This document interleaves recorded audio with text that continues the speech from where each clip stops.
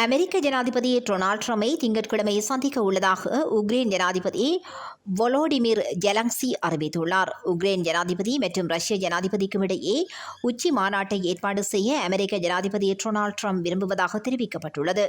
Donald Trump மற்றும் Volodymyr Zelensky ஆகியோருக்கிடையில் நாளை oval அலுவலகத்தில் பேச்சுவார்த்தைகள் நடைபெறவுள்ளன. குறித்த பேச்சுவார்த்தை சிறப்பாக நடந்தால் முத்தரப்பு உச்சி மாநாட்டை ஏற்பாடு செய்யும் பணியில் ஈடுபடுவதாக ஐரோப்பிய தலைவர்களிடம் ட்ரம்ப் தெரிவித்தார். இதேவேளை டொனால்ட் ட்ரம்ப் மற்றும் ஜெலன்ஸ்கி ஆகியோருக்கிடையில் இடம்பெற்ற பேச்சுவார்த்தையில் குறைந்தபட்சம் ஒரு ஐரோப்பிய தலைவராவது கலந்து கொள்வார் என எதிர்பார்க்கப்படுகிறது.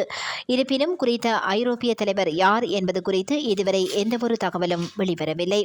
இதேவேளை அமெரிக்காவில் உள்ள அலாஸ்கா மாகாணத்தில் ஜனாதிபதி டொனால்ட் ட்ரம்ப் ரஷ்ய ஜனாதிபதி புடினை நேருக்கு நேர் சந்தித்தார்.